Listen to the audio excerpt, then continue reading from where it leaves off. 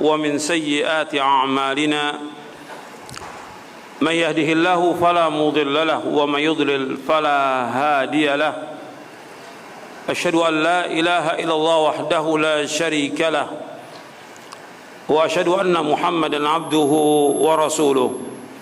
Ayo ikhwah, a'azakumullah, wasilah atau cara supaya kita bisa teguh dan tegar di atas istiqamah. Jadi berbagai wasilah atau cara agar kita tetap teguh dan tegar di atas istiqamah. Bab yang ke-9. Agar kita tetap teguh di atas istiqamah, maka seorang harus melakukan hal berikut ini. Yang pertama, taubat nasuha. Taubat nasuha adalah taubat yang ikhlas, taubat yang jujur,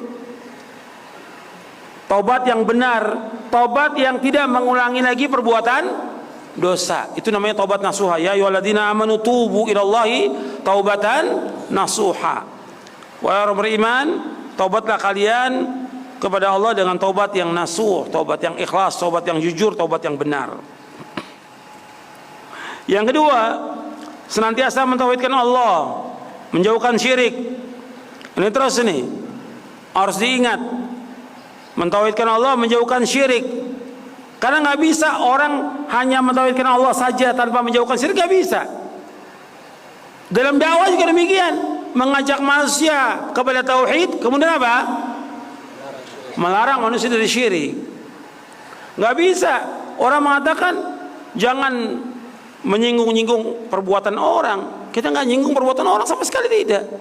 Kita menjelaskan seperti orang-orang yang datang ke kubur-kubur wali atau kiai atau syekh yang dianggap keramat oleh mereka. Mereka datang ke sana, umumnya mereka minta supaya apa? Dimudahkan urusan, dihilangkan penyakit, supaya enteng jodoh, supaya tetap jabatannya atau yang lain. Ini perbuatan syirik atau bukan? Syirik. Harus kita sebutkan, ingatkan umat. Ada sebagian orang, lu jangan nyinggung-nyinggung untuk perbuatan itu. Loh, kita nggak pernah nyinggung orang. Ini dakwah, harus kita jelaskan karena kita sayang kepada umat. Perhatikan itu, bahwa kita menjelaskan tentang syirik dan bahaya syirik karena kita sayang kepada umat. Sebab kalau mereka jatuh ke dalam syirik, ini mereka jatuh kepada perbuatan dosa besar yang paling besar, yang nggak akan diampuni oleh Allah, yang Allah haramkan bagi dia sorga, tempatin neraka. Justru kita sayang. Karena apa? Orang-orang ziarah kubur wali dan wali tertentu atau kiai tertentu atau habib tertentu mesti ada tujuan. Nggak mungkin tidak. Kalau ziarah kubur, di mana aja ziarah kubur boleh. Kubur kaum muslimin, mengucapkan salam, mendoakan mereka agar kita ingat kepada apa? Kematian. Itu aja. Tapi ketika mereka ziarah ke kubur tentu mesti ada maksud, ada tujuan. Supaya apa? Supaya dimudahkan urusannya. Supaya apa? Supaya diampunkan dosanya dan yang lainnya. Bahkan saya pernah ditunjukkan oleh satu video, ada seorang ustadz, nggak tahu ustadz atau habib, dia mengatakan ini kuburan ini di zamannya orang ini diampunkan semua dosanya orang itu. Bayangkan.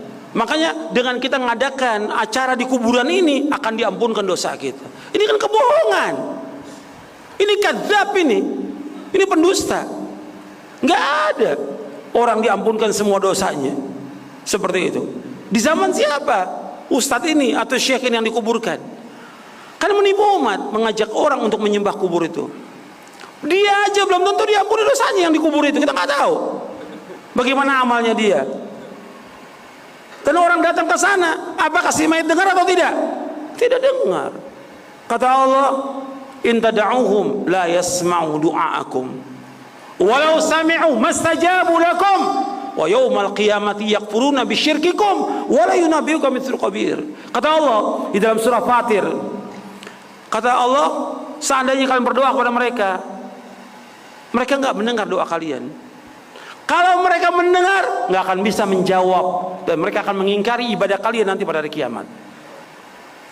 Ini Allah mengatakan bahwa orang yang sudah meninggal nggak bisa mendengar. Wa ma anta bimusmi'in man fil kubur. Di surah Fatir ayat 22. Wa ma anta bimusmi'in man fil kubur. Kalian nggak akan bisa mendengar orang-orang yang dikubur itu. Tapi orang berbondong-bondong jutaan yang datang ini ke kuburan, ini syirik, perbuatan syirik. Ini justru yang akan mendatangkan petaka, musibah, bala dari Allah kepada bangsa ini. Kalau kita nggak ingatkan, justru kita ingatkan supaya kita selamat dunia akhirat. Kenapa? Ajak mereka iman, ajak mereka bertakwa. Kalau syirik dan dibiarkan kesyirikan dengan berbagai macam alasan, ini nenek moyang, ini kebiasaan atau tradisi, justru Allah akan turunkan azabnya kepada bangsa ini. Justru kita mengingatkan supaya apa? Supaya selamat kaum muslimin ini dari azab Allah. Karena syirik, meskipun mereka namakan apa aja, tetap perbuatan itu perbuatan syirik.